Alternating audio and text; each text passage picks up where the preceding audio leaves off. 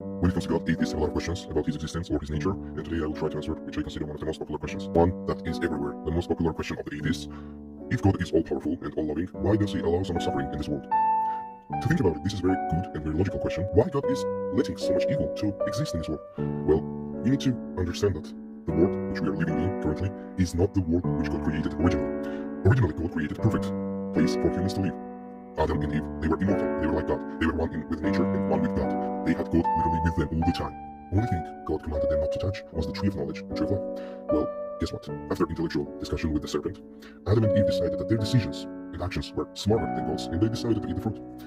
And guess what happened? When you are abandoning God, disobeying his word, and you are sinning against all-powerful, all-loving God, you are automatically on the side of the devil. There is side of God, which is full of love, hope, kind, joy, and everything positive, and there is the side of the devil, which is opposite of God, which is suffering, sorrow, pain, and every negative thing that you can actually think of. So, God created a perfect world for us, perfect place. Adam and Eve were actually full of joy, love, God's presence, and they were unable to die because death comes from sin, and they were not in sin. They were clean, they were sinless, but they still decided to sin against God, and as a result, sin entered inside them and destroyed their nature. So as sin entered in them, so entered death, because cost of the sin is death. As God is life, opposite of God will be sin, as death, right? So Adam sinned against God, and the result was death. Now death can be physical or it can be spiritual, right?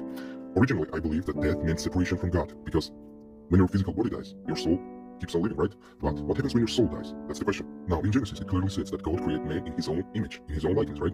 So we know that God is not human in his original form. God is spirit or soul. So if God created us in his own image and his own likeness, it means that our original form is not flesh, but soul or spirit. So physical death is not the end. Now, someone had to pay for the sin which Adam committed, but penalty of the sin is death.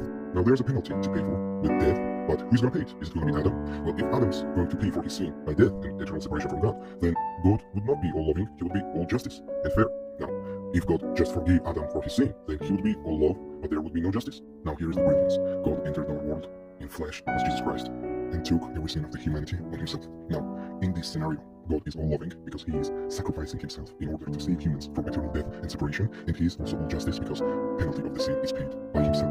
Now, since our sins are paid by Jesus Christ, it opens door of heaven for humans again, because when Adam sinned, he kind of locked all the way to heaven, and Adam was literally heaven with God. Now, heaven doesn't mean to go into a place where it's all cool and stuff. It's a place where God is present, and when Adam sinned, he could no longer be in the presence of God. Heaven is not some magical land where everything is going good. Heaven is the place where God is present, and no evil or no suffering can be there. It's impossible. So, when we had chance to be in heaven with God, Adam broke this chance with his sin. He disobeyed God, and he sinned against God.